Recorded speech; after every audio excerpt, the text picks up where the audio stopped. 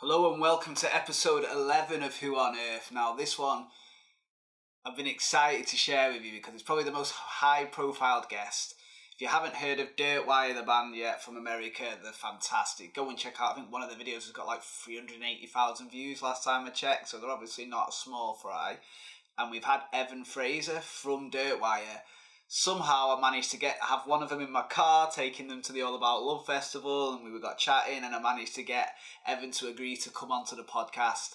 It's a new podcast, but somehow I've managed to get on such a guest, and I'm glad that I did, because it's so cool to get these insights into how a band started, what it is a certain member brings to it, what it is, how do they see music. There's a reason it's called inspiration in the sound. You can tell straight away that the music's all he's ever cared about. Well, not all he's ever cared about, but it means it's such a big deal to him. It means so much to him, and he gets inspiration. Like, he'll tell you how they're doing mushroom tea ceremonies before they get into this little jam that they do, and then just how, like, one of the members of the band's just gone to Africa and gathered albums and created this new thing, and just it's so cool. Even just to see like how they handle with the mishaps. That's how we met. There was so much that didn't go right. They lost a bag in France and loads of commotion. Now with this episode, it was on Zoom, so the quality that you've been accustomed to, that's thanks to my good friend Purple Elk Productions. So go check them out if you can tell the difference in sound quality from the first few episodes to now. And then you can see that the difference between a Zoom one and the next one or the previous one. Now, obviously, he's in America, so we had to do it through Zoom. It's absolutely fine, but obviously there's a certain quality. Go check out Purple Elk Productions. And please go check out me, Meditation with Michael. I'm going to be doing events. There's an event at Transmute on the 27th. That's the Eternal Sands of Egypt, a quest for immortality, which is all about this Egyptian theme with the floating meditation journeys that I do. And there's going to be classes, there's going to be one-to-ones, there's ways of you getting involved, so please just shout me up if you're interested. Likes, shares, anything you can do to support it, even if it's just having a little review so that people know, it's worth checking out. It helps me. I'm a new show. But apart from that, please let me share some words about our sponsors, Transmute. Peace.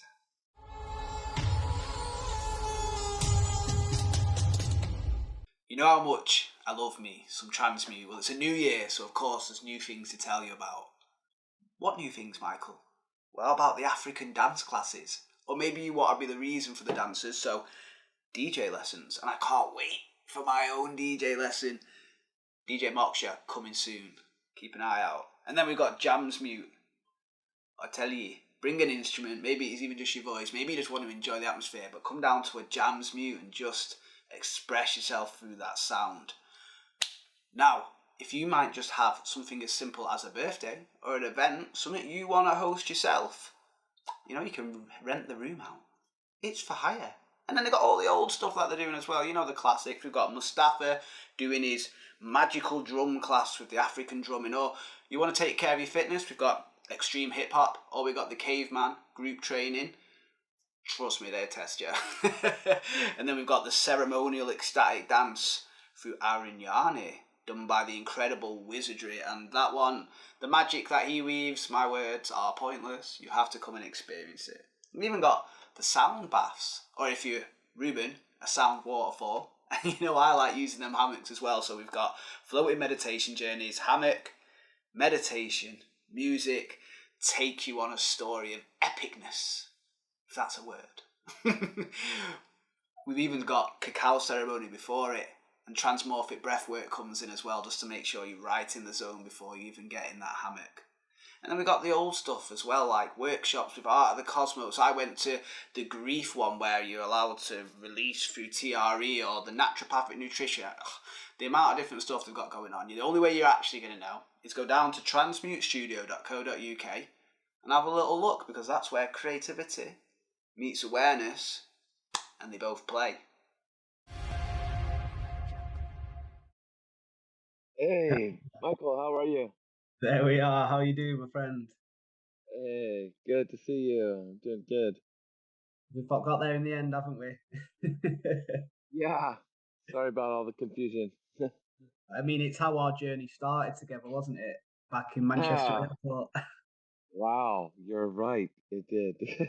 Yeah, I mean, for the viewers or listeners, when we first met each other, I was taking you down to the All About Love Festival from Manchester Airport, and I had a little Yaris, Toyota Yaris, and it wasn't going to fit all your equipment, was it? No, no, we had too much. We flew across the ocean with loads of bags and equipment and all sorts of stuff. Did you ever get that Yeah. bag back? Yes, yes, got it back. Lesson learned. It's tough to change planes in Paris. So I heard that that's that's that's kind of a notorious thing Nah, from other people. Is losing bags and when you change planes in Paris. So sounds like there I'll might be a rethink song in that. that. What's that? Sounds like there might be a song in there for you. Yeah, it could be, could be. But we got there in the end. Yeah, I think the taxi ended up costing about almost £600, didn't it? To get you, we had a mini cab full of loads of equipment in you, and then I had Mark, who was half asleep already. yeah, yeah. We're all jet lagged. It was a scene. But to be fair, you both absolutely killed it at the festival. I know me and my partner were like, "What just happened?" Good. Well, I'm glad to hear that. Yeah, we had to deliver the goods, so we dig deep, find the energy, and make it happen. Yeah, I had friends coming over to me going, "I need to go process what those two have just done for us." Good. Well, I'm glad we made an impact. Mm. We wanted to make an impression and yeah, get invited back over there. Oh yeah, for sure. It'd be good to have you back. But let's get down to business. We've got you on the Who on Earth podcast. So Who on Earth it's what it says on the tin. We're just going to find out a bit more who on earth you are. And that's usually where I like to start is well to find out who somebody is, we need to find out where they've come from. So can you give us a little bit of background on where do you come from? How was it for you growing up? Yeah. Well, thanks so much for having me. This is great. I grew up on Orcas Island, which is in the San Juan Islands in Washington State on the Canadian border. Uh, so it's a beautiful place. I like to say that it has seven shades of silver, lots of different variations of gray clouds, and yeah, that's where orca whales are, and it's a really beautiful bald eagles. And I grew up there on the island, and yeah, then I got to do some travels. I went to Brazil, and then later I went to music school where I met Mark, Okay, so where and was that? that was California Institute of the Arts near Los Angeles. And how And old are we by this point? this would be yeah, early 20s. Yeah, Early 20s. So you yeah, always had an interest in music before then, did we?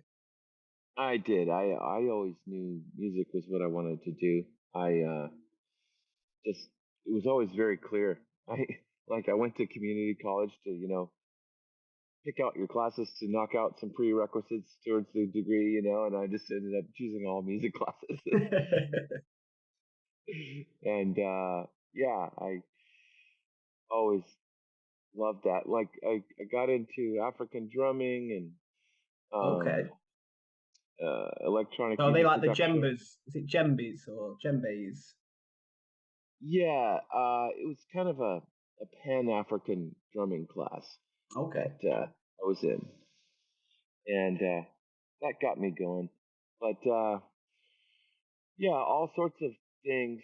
I later studied Ewe music from Ghana at California Institute of the Arts, and got to study like Balinese gamelan and uh, North Indian sorghum and Brazilian percussion and South Indian percussion. We really got exposed to a lot of wonderful stuff at that school, and it was just a revolving door of amazing people with, a new music program, a music technology program, a jazz program, a classical program. So you're interfacing with all these Mm. uh, incredible musicians and teachers, and got a lot of inspiration from that place, as well as just having time to hone my craft there and kind of discover who I wanted to be with all of it. So before we even went to the school, then obviously you will have had some sort of interest in music. Is there any sort of Mm. particular genres that appeal to yourself? Yeah, well, I grew up on my parents' vinyl collection, so Oh, okay. they had an extensive vinyl collection of all the great Motown and Mm, country and blues and you know rock and Bob Marley and all this all this stuff that kind of got thrown in the blender of my eardrums, and yeah, that's and then I discovered a lot of world music too later on, and getting to know different global music artists that really just opened my ears and got to understand that there's such a big world out there, and mm. there's just multiple music cultures from all continents that are really compelling. And I got to just get to know some of them, mostly ones of the African diaspora, and yeah, that's what really had a huge impact on my music, and I started playing the kalimba, which is this little thumb piano, Okay. because I grew up playing piano and uh, since the third grade, and I was all right. I got to about a Mm. intermediate level, and but it was a thing where this instrument is a big instrument, and it's always indoors, and I wanted to be outdoors, Okay. and Wasn't practical then. yeah, I mean, I love piano. It's gorgeous, but when I found the kalimba, which is a little thumb piano I could Is that the take with one me where you everywhere. just a bit ah Yes. it makes such a Yeah. beautiful sound though, doesn't it? Yeah, thank you. Yeah, it's like a little music box. I really love it. And can go outside with it and walk with it and just yeah. So I just hung out with that thing waiting for the bus for a long time and Just then got started images of making up you, this songs. little Evan. Yeah. Yeah, exactly. Exactly. Did you have any So any sort of bands that you were into when you were younger in terms of you were starting to perform, or was this mainly you were just listening and playing with yourself at the moment? yeah, I was listening and I had some I had one really influential teacher. He in high school. He started an after school program called a junk ensemble, where we actually went to the dump and gathered a bunch of junk and kind of put it all together, and we made these kind of junky percussion instruments, and that was pretty mind blowing. That really uh, expanded my horizons quite a bit because Mm, I now I now understood the concept of, oh wow, music is everywhere. You mm, don't actually have to have expensive instruments to make it. It opened my world to found sounds and just random objects that mm. resonate. And now, if you have music inside of you, you can translate that music to whatever you pick up. If it's a, salt shaker or a bucket. I love that though. That to me, that's actually more interesting. Do you remember a guy called Antama that was at the festival that you performed at? I'm not sure I had the pleasure of meeting him. I'll tell you what. Well, he's fantastic to start with. Antama, go check him out if you've not seen him. But he's got a little finger theme doing on Instagram where it's everything's a drum, and it'll just be him on a bin, or it'll be him on something, Yeah, and everything's a drum. And he's right. He can play yeah, anything, and it's yeah, just like you said, it's a vibration that's already in you, just waiting to be expressed. You can choose how that gets channeled through a salt shaker or something from down the dump or an expensive piece of kit. yeah, exactly. So that was once I realized that, then now I'm starting to make instruments. I'm starting to find them at the thrift store as well as collect, actual instruments. And I just started collecting instruments, and that really built uh, the palette to start building with and layering and having fun trying to try different instrument combinations. And so when I met Mark and David at the California Institute of the Arts, And for those who don't know about Dirtwire, they're the two other members of Dirtwire when it first originated, aren't they? Correct. And David's no longer touring, but we produce with him. Okay. And yeah, Mark and I are touring still, and really going for it. So we've got a big Midwest tour here coming up. But when I met Mark and David, um, we really connected on a lot of the world music, and as well as just wanting to find a way to mix that with the electronica, and the electronica ended up being a way to kind of collect it all together, and we started this thing called Dirtwire, and anything goes. Where did Dirtwire come from then? Yeah, well, I used to be in another band with David before, called the Funnies. It was like a psychedelic liquid space funk band, and I played keyboards and he played guitar, and it was a jam band. And we toured around in a veggie oil bus that we had converted, and that was great. We were filling up at Chinese restaurants and getting oil all over ourselves, and yeah, it was just a miracle to be cruising down the highway on the with the smell of the deep fryer coming back. The dream. Yeah, it was pretty great. So we did a tour like that, and yeah, but that was a previous band, and then later when we relocated to the Bay Area, we wanted to start something, and Dirtwire originally was a recording project that um, turned into a touring entity after we created the first album. So we were just wanting to create something new together, and people really liked the album, and they wanted us to perform it, so we started performing it, and then um, yeah, 10 albums later, here 10 we are. albums, eh? Because I remember when I first got told to pick you guys up, and I was like, "So what's the music like?" And they were like, "Imagine shamanic cowboys." And you were like, and you both just nodded when I said it. You're like, "Yeah, that sounds good."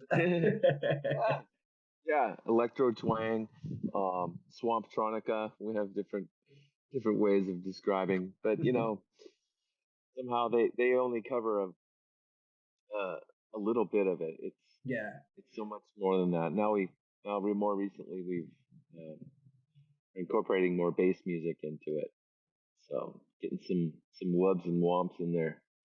Need a bit of webs and wobs. So you said Yeah. that you'd originally started as a band before turning into Dirtwire. How long were you doing that for then? Oh, you mean before Dirtwire? Yeah. Gosh, well, yeah, we got out of college. I think it was like 2 or 3 years. We did that band called the Funnies, and we made 2 albums like that, and toured around a bit, and yeah, it was great because it was more of an improv jam band. Okay, so Yeah. I like the sound of that little jam band that's just touring down. Okay, okay. And what sort of instruments were you playing, or was it like you do now, where it's just a myriad of different roles that you have? Well, with that band, it was a heck of a band to haul around because I was a keyboard player and I was like really into old school keyboard sounds, and I had a Fender Rhodes. Hey, bro, can you help me with my Rhodes again? It's always that. And then I had a clavinet I put on top of the Rhodes, and then I had all these cool effects to run them through, and big amps and everything to get the sound and jam together. It was fun. Drums, keyboards, guitar, and bass, and we would just go all kinds of places with that music. But So mostly funky dance party. We like to make people dance. I can tell. I remember at the end of your performance at All About Love, and you just both jumped down with the drums. Yeah. And you're like, everybody get up on the haystack, and me and my girlfriend are there just dancing on the hay, thinking, I'm going to break my neck, but it's worth it. Yeah, that was really fun. I'll never forget that. That was such a sight. I just love to see where you both come from, because obviously nobody saw you two getting off the plane, sleep deprivation, bags have gone everywhere. You've just got little old me going, "I'll fix it." To Yeah, that. we're forever grateful to you for that. That was we needed an angel, and you stepped in, so Oh, that thank was you. awesome. But no, Yeah, it was my pleasure to be a part of it all, to be honest, because when I got to see that bit where everyone's dancing on the hay, and it's like it was nice to have a little tiny part to play in that. Me, it was mainly you two. yeah, yeah, So, yeah. with it being Who on Earth, as much as what I will be talking about Dirtwire, because obviously I understand that's a massive part of your life. Just before we do go down that avenue, it's about you, Evan. So, is there any other sort of stuff that you were into? Any sort of hobbies? Just anything of note comes to mind before we start going into that stuff, so we can get a bit more of a taste of who you are as a person. Yeah, well, during the pandemic, I picked up archery. I got really into that. I really liked Okay. the the focus of it.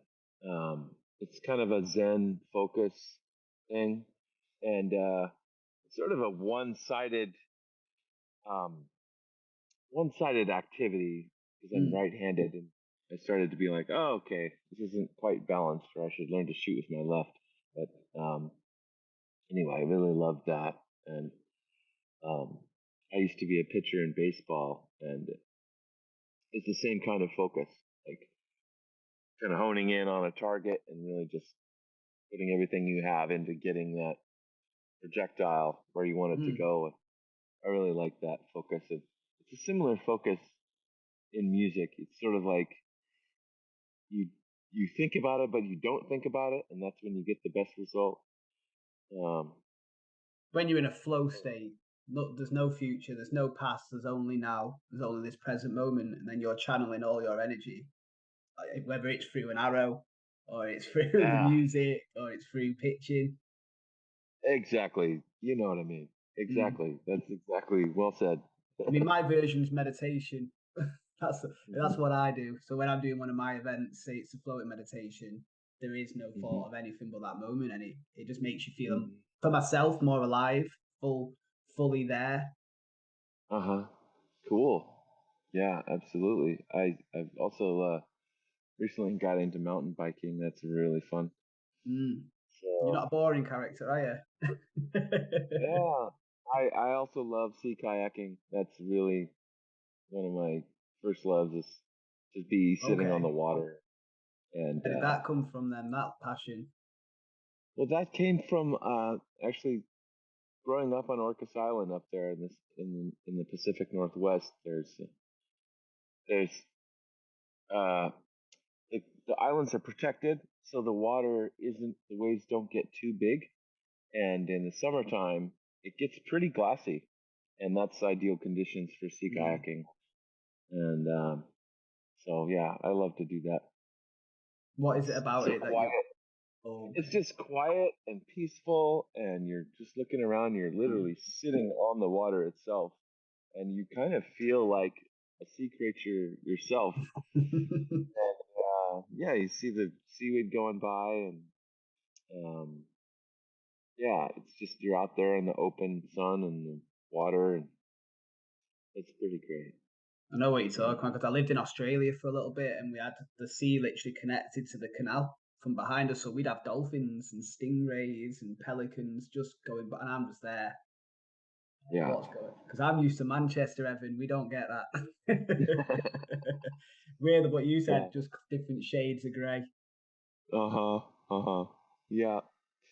Yeah. Nice.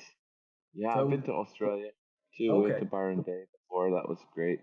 yeah, yeah, I've been to Yeah. Byron. It was just a different life out there. How, in terms of where you're living, is it quite picturesque? It seems nice and sunny in the background. Yeah, California, it keeps giving. Mm. It's yeah, here we are at the end of October. It's still sunny. And yeah, I'm grateful for that. And yeah, it's pretty temperate right now. Mm. Yeah. So we'll move a bit into the Dirtwire stuff then. So we've had, what was it? Were they called the funnies? The funnies, yeah. The funnies, and My then roots. so was that just with David? Did you say? Yeah. Okay. David and two other guys. Yeah. So at some point we've decided that's not quite the avenue we want to go down, have we? Well, bands Mm. they materialize. They have their moment, and sometimes people go different directions and move different places. And I think living together in the same town is really a huge part of keeping a band together. And Yeah. when that changes, it's hard to keep the momentum. But that also leads to new projects. So uh, So yeah, Dirtwire was born then, was it? yeah, yeah, And is this where and Mark now comes into the picture? yeah. Well, David and I started Dirtwire, and And when was we that you toured for a started? little bit. When was it started? Well, we started in '07, I believe. That's Okay. when the initial recording got going, and we took a long time creating that first album, but it did get finished, and we released it in 2012. And then And what's the we name of it? it's just a self-titled album called Dirtwire, Okay. and it's yeah, it's the album that has "Sailing the Solar Flares" on it, and that's Oh, a song okay. that people really like. A lot of people like to move to that one, and then so we toured. We didn't start touring till about 2015, I'd say, and we hit some festival dates here on the West Coast, and then yeah, Mark joined us later, probably like I think 2017 or something like that. And was And that so because you knew yeah, Mark from the 2016, college? 2016. Yeah, we knew Mark. We were old friends with Mark, and he had been in another project with David, DJ project called the Golden Lips of Silence.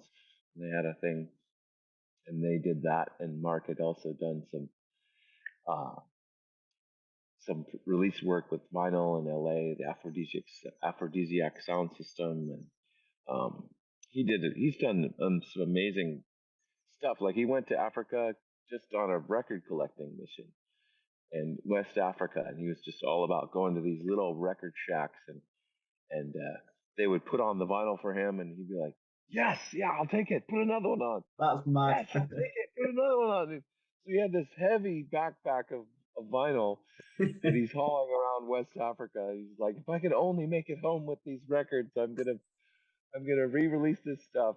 And sure enough, he did. So that's called So he actually Aphrodisiac. did it. Oh, Yeah, Aphrodisiac. Yeah, and um, he yeah, there's one called Bounier. It's a great compilation of all that stuff. And anyway, uh, so yeah, Mark joined us in 2016 or 17. I can't quite remember, but he had started immediately to add a lot of great production help and songwriting and instrumentalism, and we really kicked things into high gear when he joined, and now we're full on touring and releasing 2 albums a year. I got a Yeah. feeling from Mark when he was in the car that he's a bit of a perfectionist, quite critical. Because I made a playlist because I thought, right, Dirtwire is going to be in the car. I'm gonna have to bring the best tunes now, and I'd slipped a few Dirtwire songs in just sporadically, and one came on, and he was just like, I thought he was comatose. He was that tired, and then all of a sudden he just came and went, no, no, I can't listen to my own music without. I'm not going to be able to sleep because I'm going to be too busy picking apart. That wasn't right. That could have been better. So how is Mark to work with in that sense? That definitely sounds like him. Yeah, yeah, yeah. He's an amazing person. He's very technically advanced and very he's got just as much multi instrumentalism as me. So putting all of that together, as well as like coordinating the lights. Now we've got lights and video that's kind of synced to the music in our show, and he's coordinating all of that together. as well as handling some production too. And wow, he's just he blows my mind. That guy, he's really a force. That's quite sweet to say that. Yeah. I suppose you wouldn't be working with him otherwise, because you bring a Oh, lot to the table yourself, from what I could see. sure, I do, but it really takes two to make this thing go. You Mm, know, I have my strengths and he has his, and they're complementary. So yeah, couldn't do it without him. for sure. Yeah. So you've obviously you and David have now sort of joined forces with Mark to make this triumvirate of ridiculously talented musicians. From what I could see, at one point he was even playing. Mark was playing like a drumstick in his mouth, and it was like Yeah. it was great. Yeah. It was sounds I'd never even heard. So I imagine Oh for yeah. you, That's you a good guys, one. You just take two drumsticks and put one in your mouth, and then knock the other one, and go up to a microphone, and you get all sorts of tones like that. Pretty fun. it was just I've just got images of you two just messing about in some garage somewhere. I don't even know where is it you've actually sort of developed. Do you have a studio now? How did it? How was it when you first started back then? Yeah, yeah. Our home studios are our living rooms, and we would do a lot of mushroom tea, and we would create this brew, and ideally plug everything in before drinking the tea. But we set up all the microphones and plug everything in, and then drink the tea and hit record and just improvise and see Mm, what came out. You know, and really opens the creative floodgates when you do that. And a lot of we generated a lot of material, some usable, some not usable, and you know you have to comb back through that and kind of get the gold, mm. and then create something with that So without everything started with without a mushroom tea. overproducing without overproducing it. You know, Yeah, that's the trick. You got to know when to say when and when to back off, and like don't chop it up too much. You know, sort of allow the preserve flow state to yeah, still. preserve that flow, preserve those magical musical moments that happen naturally, and as well as the original feel. Um, anyway, there's all sorts of ways to make music, including chopping up like Mm. a lot, and that's also cool. It all starts with a mushroom tea.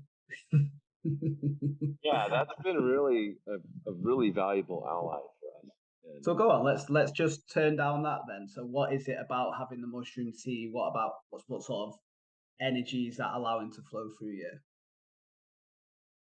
yeah, I think that it kind of puts you in a heightened awareness, and sound is now a little bit more profound, and every little thing that you do is like, oh wow, check this out, you know, Mm, and you just it's easier to be inspired by the sound, and because of that, you can um, ideally just follow your ears and your own playful selves and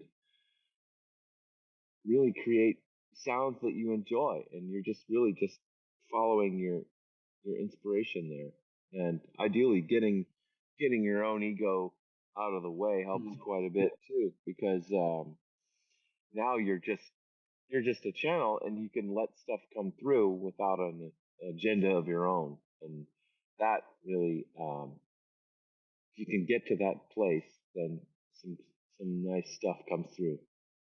Because I mean, I'm no Dirtwire, but even I find when I've had some of the medicine, the psilocybin, and even I'm singing or I'm just tapping something, it just seems to come out almost as if it's just naturally. Whereas when I haven't been doing that, it seems forced a lot of the time. I'm trying to sound a certain way. When I've had that sort of alternating state of mind coming in, it just flows naturally as if this was a vibration that was within me and it just needed to be channeled in a certain way.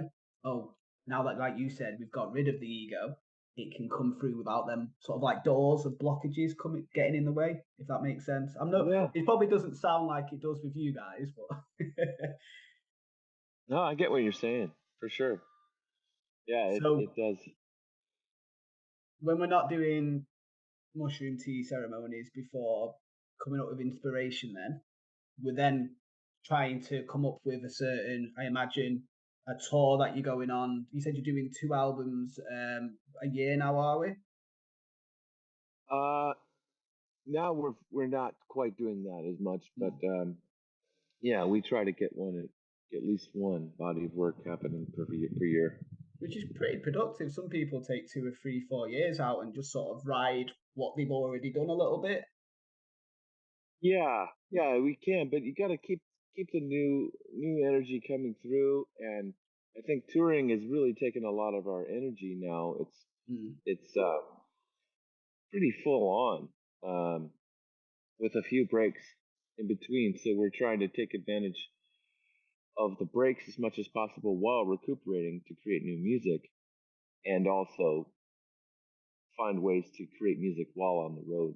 So you keep a new, uh, always keeping that flow of new music happening. I really feel like new music is the lifeblood of any band, because it's the moment you kind of get stuck in a rut and you're just playing the same old tunes, then I don't know. It feels like your days are numbered at that point, and Mm. you really need that fresh dose of energy all the time to keep moving forward and keep it exciting for yourselves and the audience too. Because it If you're sounds. inspiring yourself, you're going to inspire the audience. Because how could you even hope to if you weren't enjoying it yourself? If this didn't make you go, whoa, why would it make somebody else go, whoa? Yeah, I mean I think there's definitely something to that. So I'm curious, how have Dirtwire evolved? So you said it was 2007, and then you started. Did you say you was touring by 2016, or have I got that mixed up a little bit? Yeah, no, we were touring about we started touring 2015 or so. So how was life before the touring started? What did that look like? Give us a little idea. Well, I was in 5 bands, and One wasn't yeah, because four wasn't enough. yeah, I see because David was in Beats Antique, and that's a whole nother great project um, that everyone should look up as well. And he was in that, and that band blew up, and he was touring around a lot before Dirtwire did any touring. Mm. So, um, and he was my partner in Dirtwire. So, hey, David's gone. Well, I want to do music. Yeah, man. I well, all these other cool bands are happening. So I performed in a group called the Dogon Lights, and Hamsalila is another one. Bolo is another one, and Stella Mara is another one. So Stella Mara was like electro Balkan, Near Eastern, and then the Dogon Lights is Afro Galactic hip hop featuring lots of um, Kamala Ngoni music, which Kamala Ngoni is the African harp that I play. It comes from Mali Okay. and Burkina Faso, West Africa, and it's it's a gourd with skin over it, and then it has fishing line strings on a long neck, and that's the kind of it looks like a kora, but it's not a kora. It's tuned differently, so and it has less strings, so it's that's the main driving force in the band, the Dogon Knights. And gosh, yeah, Bolo, yeah, same thing. I played Kamal and Ngoni and the Kalimbas, and that was a beautiful project. So I kept myself busy with music full time because I really wanted to just do music full time, Mm. and no matter what. And I had to support myself with other gigs and odd jobs too while that was happening. But yeah, it was. It was a. You should have seen me at a festival when all those bands were performing at the same festival. I was like running around like a chicken with my head cut off. It was crazy. Just imagine But some comedy music of you just. oh man, different instruments for different bands, and I was piling them on the golf cart and going to the next stage. It was. I don't know Because how I it's not did that. like you're just on bass or just on guitar. You're doing all these crazy instruments like African harp. I can't even understand how you carried. No wonder we needed more than a Yaris to get you to the festival. Yeah, although we've slimmed it down quite a bit for Dirtwire for the road thing, believe it or not. Yeah, I wouldn't have liked to have been there when you hadn't have. Are you tired of feeling run down? Maybe you're struggling with some sort of health condition, or it could be as simple as you're not reaching your fullest potential. Well, I found a solution. Isabella Nutrition's here to transform your life, show you the incredible healing power of nature.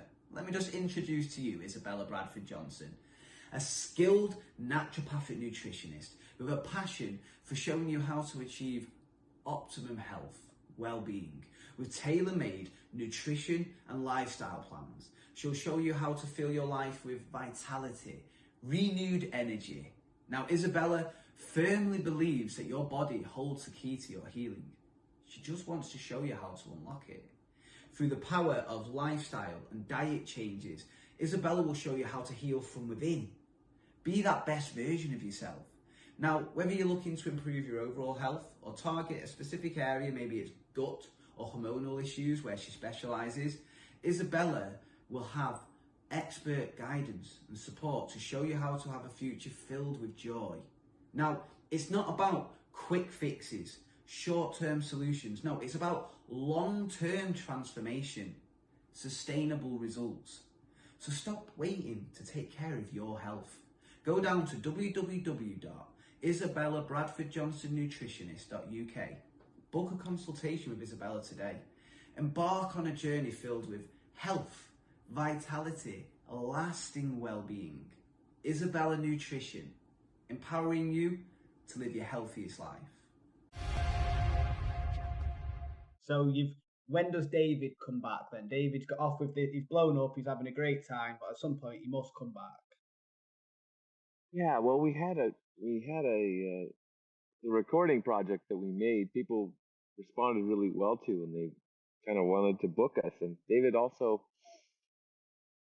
I think he wanted another outlet for his creativity that was separate from his Beats Antique world, and Dirtwire was that. So he had kind of a lot more freedom to just experiment in different things and with different recipes, so to speak. Um, in Dirtwire, kind of experimenting with like the spaghetti western, electro twang, kind of bluesy, bluegrassy stuff, as well as he grew up listening to Fish, the band Fish, and he grew up in Vermont, so he comes from a jam band background, and um, yeah, he's his own recipe of different ingredients, but those are some of them, and so that was how we wanted to create together, and I think Dirtwire provided that outlet for him to do something different. So when he came off the road from Beats Antique, we would kind of squeeze it in and try to make stuff happen with Dirtwire, and that's how we got some momentum. Eventually, we were able to. The Beats Antique wasn't doing quite as much, and Dirtwire was doing more, and there was a nice balance. But we were always sharing David in both bands, which had its pros and cons. Can imagine. Yeah. How did that sort of affect you then? Because you're having to go to all these different bands. Are they starting to fall away the more that Dirtwire is balancing out? Yeah, start slowly phasing out. And eventually, Dirtwire got to be so busy that I just didn't have time for anything else. And it's great. It's great like that because it's. I mean, I miss playing with all those guys, but I'm really happy that Dirtwire is doing what it's doing, and I like the idea of doing something full on and really focusing on it and just driving it. Yeah, because from what you were saying, the archery is that, and the kayaking's just you. So to then have all these different things going on seems to go against what you seem to really get a kick out of, which is full Mm. devotion to pure energy, one direction. Yeah, yeah. At the same time, I really did appreciate all those bands for to showcase different sides of my musicality and in different roles. Like in one band, I was a drummer, and that's arguably one of the funnest things you can possibly do on the planet is be a How drummer in so? a band.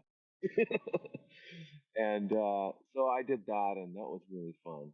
And then another band, I'm just focusing on the kalimbas and the gamelan and goni, African harps, and in another band, I'm kind of playing like more winds and keyboards and other jaw harps and things, and then Dirtwire sort of encompasses. It found a way to sort of put it all together, especially the smaller instruments. Because if you play small instruments, you can travel with more of them, and that's kind of a thing I've always really noticed and try to take advantage of. Because I like having different instruments to uh, bring new flavors to the music, keep it exciting, in the moment. I can definitely the passion for sound. Obviously, me and you have met a few times and we've done this, but it already is spilling out of you. How you can manipulate sound and create these joyful sounds or whatever it is, this weird, new, different way of approaching something with the same instrument. Like, it already seems to just spill out of you. Yeah, I suppose. I mean, I like to just keep exploring and push the boundaries of what can come out of the same instrument. It's like if you play one instrument and you try to you played all your licks and you keep playing and it's like, okay, well, I've, as soon as you feel like you've played everything, if you just keep playing right then, That's the something moment. new will come. That's the moment when something new will come and you'll have a breakthrough. I like that. Yeah. I like that. Yeah. Does that happen to spill into your way of living, like your philosophy on how you approach life itself? Hmm. Well, honestly, I haven't really thought about that too much. Yeah, I honestly live my life pretty one day at a time. One day at a Okay. time. Just um, try to take advantage of each day for what it is, given the time frame I have. Before it's time to catch another airplane. You do seem quite laid back with it, but I imagine that just comes from experience. You seem quite used to that kind of. When I was telling you this and that was happening and this was going on, you and Mark were just like, okay, we've been here before. Oh, I'm sorry. What? Oh, just when I was picking you up from the airport and everything was falling apart and you were just both so calm, even yourself with no sleep, your bag's missing, and you were just okay, thank you, all right, cheers, never mind. Yeah, yeah. It's airport life. I mean, yeah, it's one of our homes, I suppose. Yeah, probably spend more time there. So here's a good one then, something that I've been wanting to ask. Has there been any moments, any stories you've got where it has gone, where you've been like, oh my God, what is going on? Or some sort of obstacle, some sort of happening where it has been like, how are we going to manage with this? Oh yeah. Well, a couple actually. Go on. Um, yeah. Well, so we got invited to play in Kazakhstan, and we played this beautiful festival called the Spirit of Tengri with bands from all over Central Asia and even Europe and different acts from Africa as well. And um, so we got there, and it was the president's 80th birthday, and and this festival's happening, and there's cameras, and there's cameras on the things that they're on tracks and they move, and the whole bit. Great crowd in front of us, and it comes time for us to go on and have a different power situation. The United States has a different power setup than the UK, and UK has different than Asia, and there's different situations, and so we had our power strip, and we're about to go on stage, and we look over at the power strip, and it's starting to smoke, and it's melting. The Always power a good strip is sign. melting, and like we're just about to go on, and it was just like, oh my god, I think that just breaks you, and we were broken men, but to David's credit, he just whipped into action and started asking everybody, and there's a language barrier and everything, and he's asking people, we need a power strip, we need this, we need this, we need this, we need this, this is broken, we need this, and somehow we found another power strip and the adapter, and what is it called, the power converter, to make it all fit together, and we went on stage, it went fine. The show must go on. The show must go on. It was one of those moments. It's like, wow, there's something that happened. It's so amazing how chaotic it can be preparing for a show and getting everything together, and somehow it all just comes together at the last second before the music starts, and the show happens. And the crowd have got no idea. The crowd are like, brilliant, appreciate that. Heart attack averted. Yeah. Well, you said you had a couple. Yeah. Have you got another one? You said you had a couple. Oh, another one was in Bali, and it was a similar situation. It's like, we just fried another power strip, and different power. Maybe Dirtwire is just too powerful. Well, it's just the plugs. It's just the plugs, different plugs, and adapters, and couplers, and transformers, and all that technical stuff to make it work. But yeah, electricity. I found it interesting in Burkina Faso. I'm pretty sure the word for electricity is the same word as fire, and that made me realize that electricity is a kind of fire, and that fire is something that we're using. If you look at it like that, then fire is something that we're using to amplify our sound and give voice to give a louder voice to these very subtle and quiet instruments. And that's what I really love, is sharing these small instruments. For example, like the jaw harp. And I mean, if you put that up to a microphone, it's infinitely more powerful than if you're just playing it acoustically. So it's really cool to give voice to these small instruments, and these instruments that people haven't seen before. I think that was one of the most enjoyable things about watching your performance. It was just, like I said, it was like, people were saying, like, what have we just heard? Because that was what it literally was. What is that even? What have they just done? So we've gone from David, and we're balancing now. Is Mark coming in? Is this when Mark? When Mark joined the band, he came in like 2015 or 2016, and he he immediately came in super force, and we were all hanging out in the studio and creating music together, and just being in the same room and recording and producing and making tracks, and that was a really good chapter of productivity, and then finding ways to, once the music is created, all right, now we have this thing, how do we perform this? Sometimes it happens the other way. We make a song and then figure out how to make production to support that song. Because so it's it two can go totally both ways. separate things, eh? Like I didn't really consider it, but the recording side and the show side, totally different energies.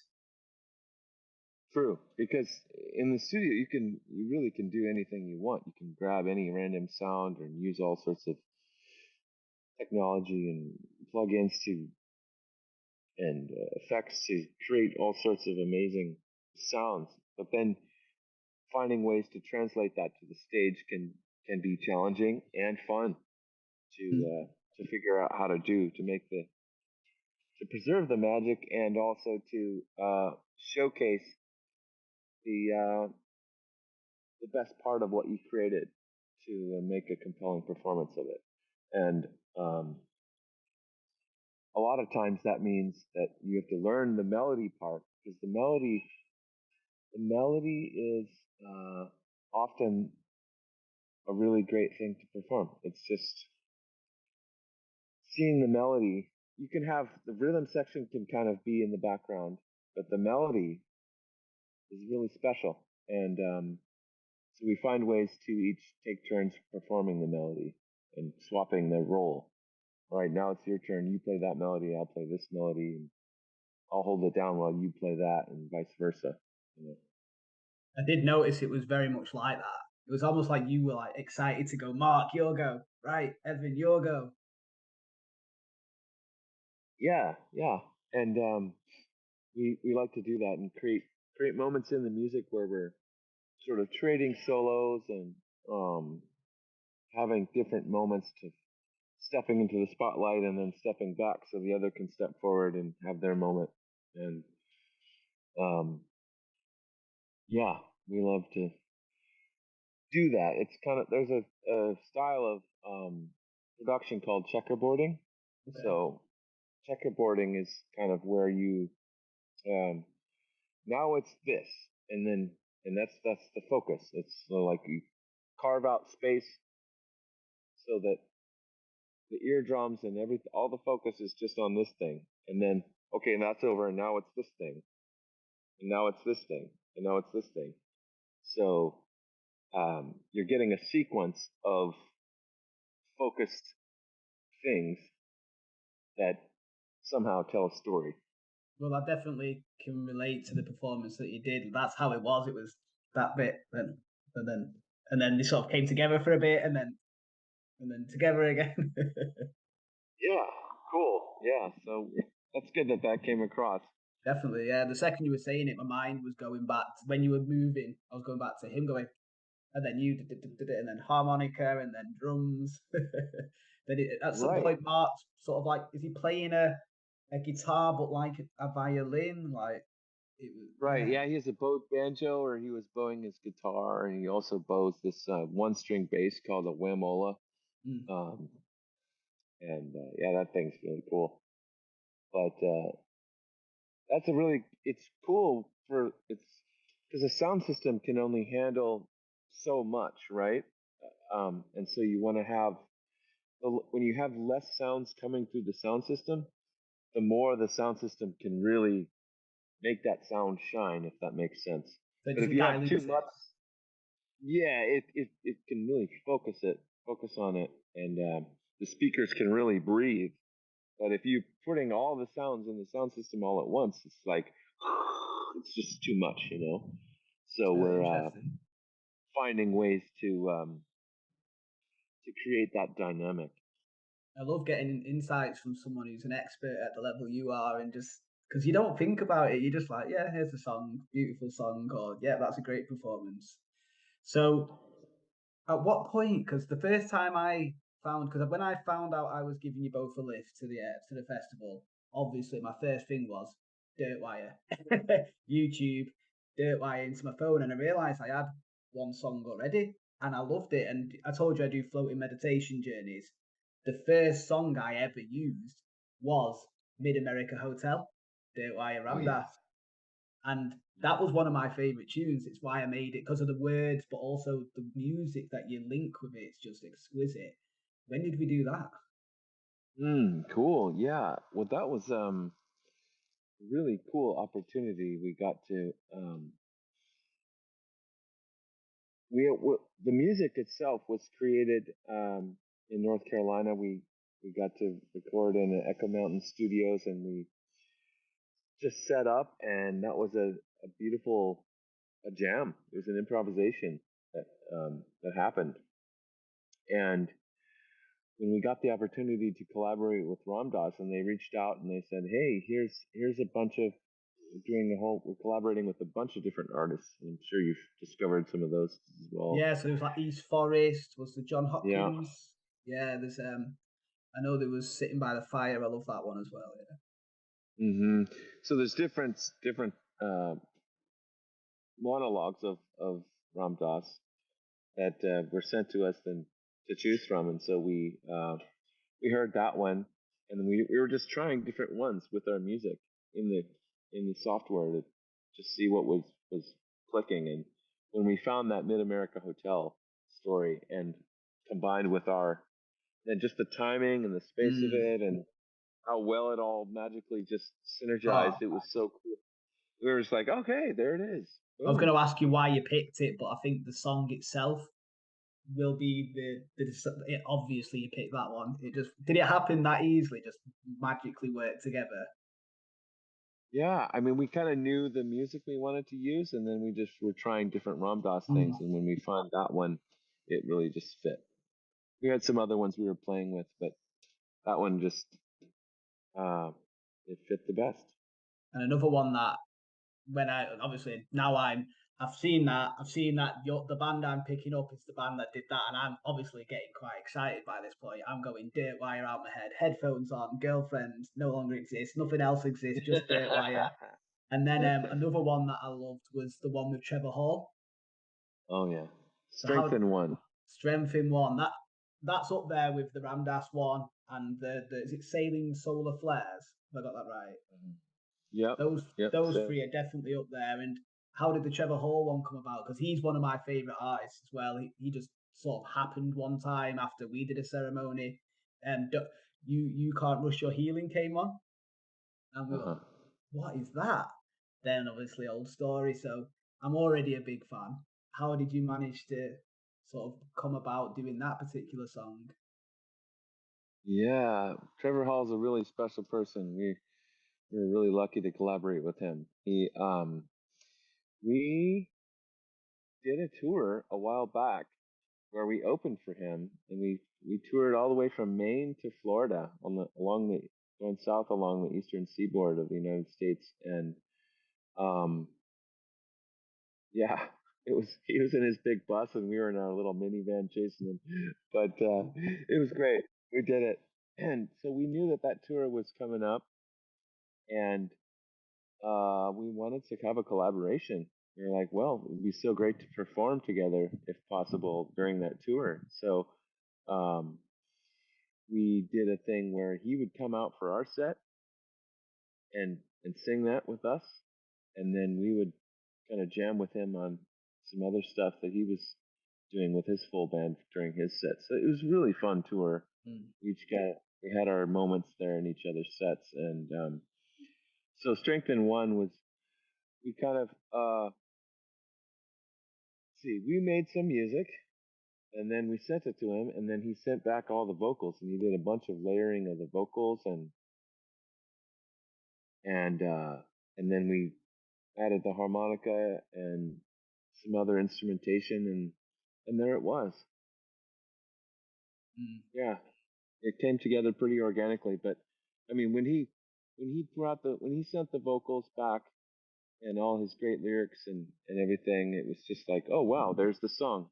That's the cool thing about vocals is when you have vocals that are just laid out, it's very easy to support them and see the song form for what it is, and then you know how to kind of fit yourself around the vocals. And that was definitely the case there. You were sort of holding Trevor Hall.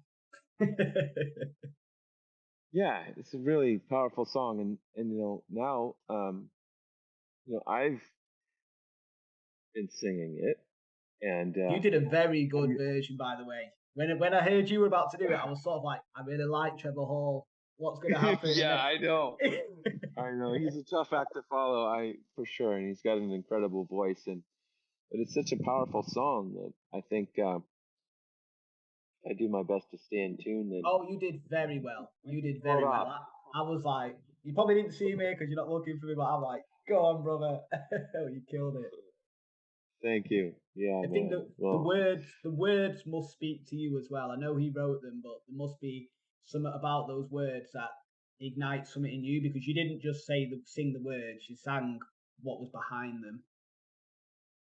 Yeah, exactly. Yeah, that's the key is to really. It's great when you're as a singer when you can find a song that you can really resonate with the feeling of the song and tap into the lyrics and the juice of what it is, the essence of the message that you're trying to convey, and then you really have something you can get behind and drop your emotions and just drop everything your whole heart into it and I mean, pour that's it what out. it's about. That's what's the point otherwise? Like, just to go and make money, to go get famous, blah, blah, blah, blah. It's about channeling something that means something to you and just showcasing it to the world, expressing it, being seen, being heard. So, are you the only singer in Dirtwire, or does Mark or David do a bit? Oh yeah, they sing too. They sing too, and yeah, there's different songs on our discography that they've sang lead on, and I've ended up covering a lot of the lead parts vocally, but yeah, they sing too. So I think that's why maybe David's just gone into the production then, because you are both, all three of you seem quite capable of taking the spot if we need to, interchangeable, quite flexible. Yeah, absolutely. So at this point, then we've got Mark. We're touring from 2015. Did you say, or was it 16? Yeah, something like that. And then I'm sure at some point, COVID hits. Mm-hmm. Right. So let's just. I'm very curious. Where were you? What was the state of the band? What was the state of Evan just before that hit? And then what happened when it hit? Yeah, it was a moment. We were really gaining some momentum, and we felt like our ship was about to come in, and bam, COVID. Oh. And and I heard from the beginning that it would last about 2 years, and I, a lot of people didn't believe that. I was going to say, you knew then. You knew. I, I, I, well, I just heard that, I didn't know what was going on, and so I was like, okay, wow, 2 years, and then I was like, okay, well, this is the time off I wanted. Here it is, and how am I going to take advantage of this?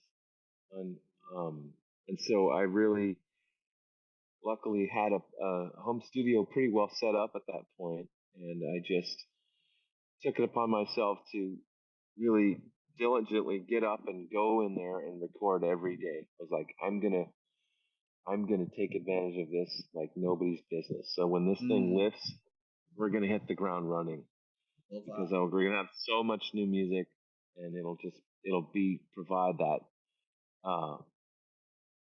life force to really keep going with. So that's the time when we made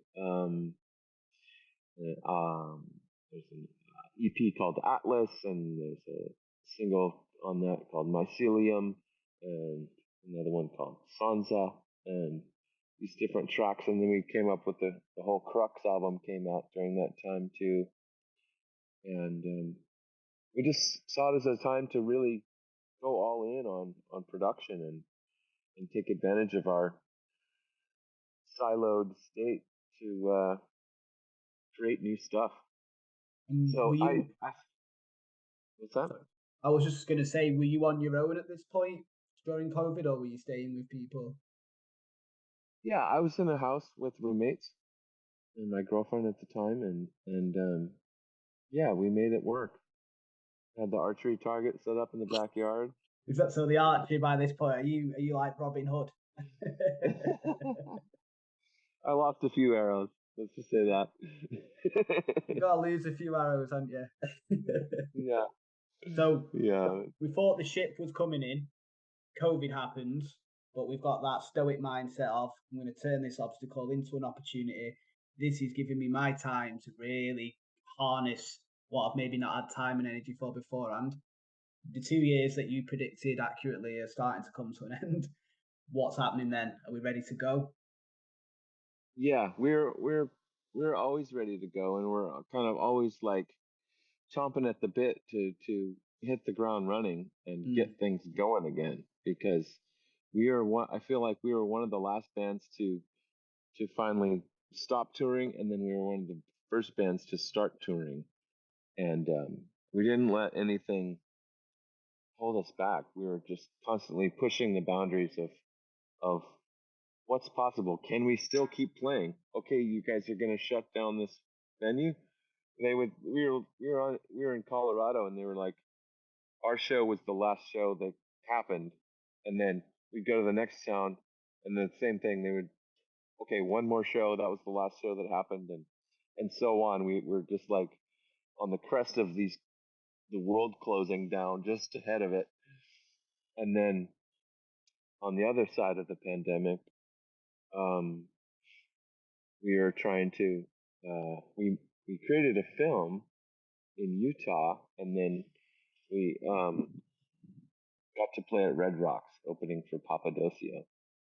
So that was a really a special moment because Red Rocks in Colorado is a big outdoor venue, so people felt safer there, Mm. and people also just really wanted to, you know, being starved from live music for that period of time. Everyone's just Mm. raring to go and chomping at the bit for live music. So when it finally does happen and you're able to deliver it, What was it's that just like for you? ecstatic and yeah, It must ecstatic. have, it must have been holding it all in and then just bah. It was quite a feeling, and especially at that venue, it's just epic. It's just a Mm. wall of smiling, happy, dancing people in front of you. Yeah, Happy it's Dirtwire. great feeling. It's a great feeling. A triumphant moment of just like, yeah, we're back. It was great. Mm. And then what happened after? So Dirtwire are back. Pandemic's no longer stopping that boat from coming in. What do the next few years look like for you? Um, well, yeah, we just really kept it going, and the demand kept going. We kept saying yes, keep hitting the road hard, and releasing new music, and um, yeah, that brought us to the present moment, really, of releasing new music. And David has now stepped away from the touring entity, and he's starting a family and doing that beautiful thing and making a nest for his new family. So, um, yeah, and Mark and I are carrying the torch and moving the music forward and continuing to experiment and uh, insert more bass music and continue to incorporate the global world music sounds and the electronica and the spaghetti western and all the fun stuff that we do and Mm. experiment with lighting and video production to create a show that's all synced up and push the boundaries and just get all that working for us and continue to create new music and make people happy. I love my job. I travel around and get people dancing and they're grateful for it. And um, this is what Mark and I are doing, and it's really a privilege. I feel really lucky to be able to do this, and I'll do it as long as I can. Mm. Please do, please do. Yeah, Definitely get back to yeah, Manchester, well, England, and I'll come find you wherever you go. yeah, absolutely, Michael. Well, yeah, I can't So wait to get back there. Yeah. one thing I like to do as well, because it's who on earth. So I know it's been a lot of Dirtwire because that's got to be a massive part. But what is something you want to leave with the listeners, the viewers, something from Evan? Hmm. Well, follow your inspiration and listen to when you're finding. Yeah, follow your instrument.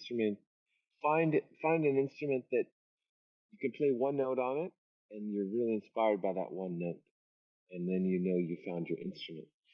And I another thing I want to leave is I just really hope that we can find ways to take care of this amazing planet we're on, and do whatever we can to preserve the environment and the health of the planet and create global cooling. And I really stand strongly behind that, and I really hope that we can find peace in our hearts, and we need to look at each other and appreciate each other and understand each other and respect each other.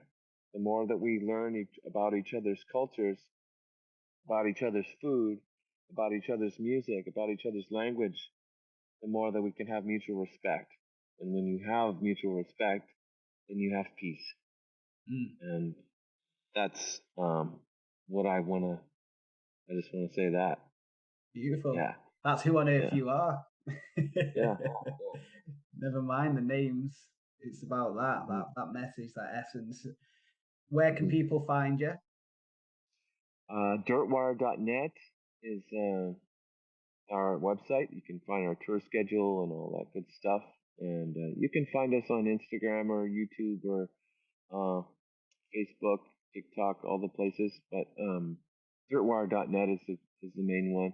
We'll get all the links on this for the viewers and the listeners to go and just absolutely dive deep into what Dirtwire's got to offer, what Evan's got to offer. Apart from that, unless you've got anything else to say, thanks a lot for coming on Who on Earth, my friend. Hey, Michael, thank you so much for having me. It's been a pleasure. Yeah, No, great talking with you. It's nice just to get to see your lovely face again, get to hear more about your life, what you're passionate about, what Dirtwire's all about. Because there's caring about a band, and then there's knowing what's behind it, and all of a sudden that context just makes the music a bit sweeter. Yeah. Well, I appreciate getting to share all the other stuff and behind the scenes and what makes us tick. No, it was fascinating. And last little bit, then, what have you got coming up? We're going to go to Utah. Well, we've got right now we're just getting ready to go to Las Vegas for this festival called Arcadia. And we have a show. Is that with Aubrey Marcus? It is, yeah, you know. Yeah. Right. Yeah. I know a few people. Okay, yeah, that's going to be quite an international festival, I think. The last one was.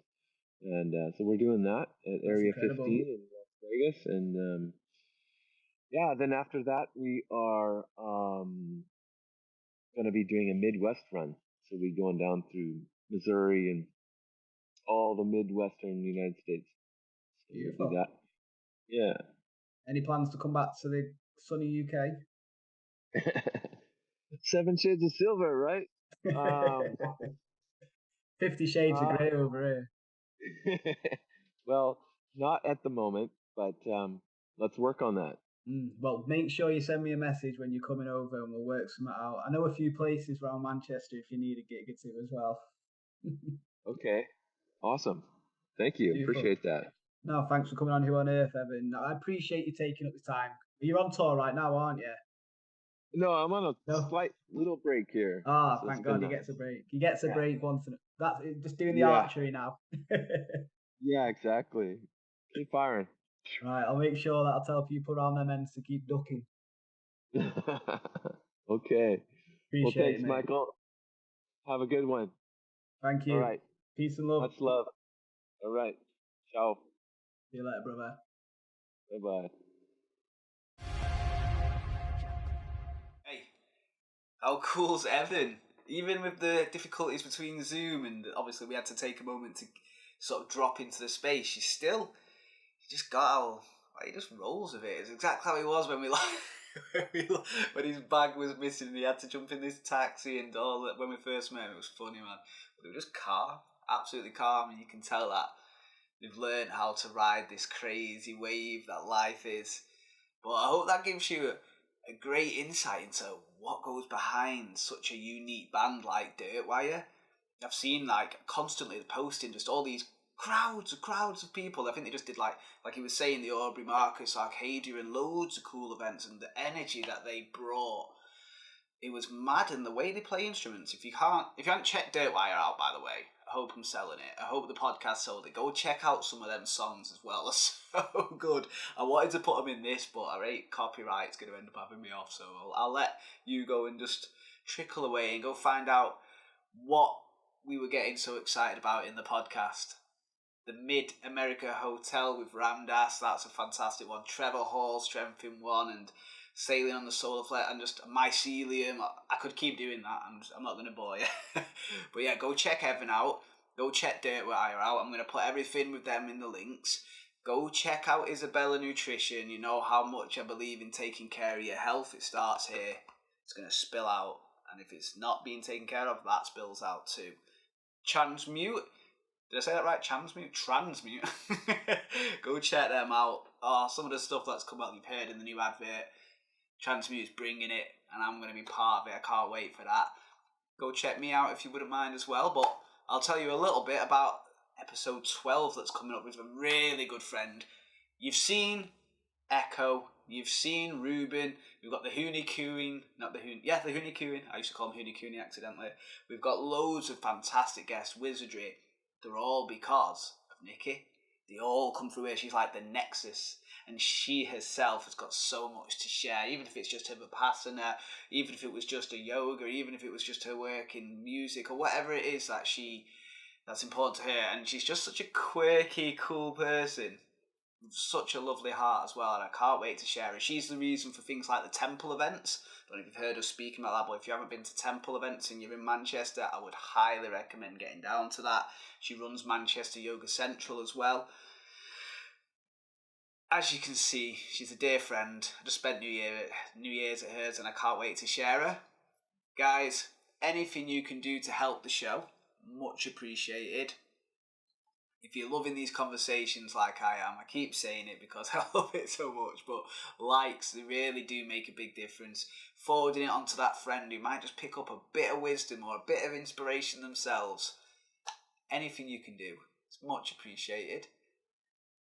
I'll put links for anything else as well, like the Eternal Sands of Egypt and such in the link, so you can come check it out if you're around these places, around town. Otherwise, guys, I love you for staying all the way through it. It's so appreciated. I hope you got as much out of it as I did. Peace and love.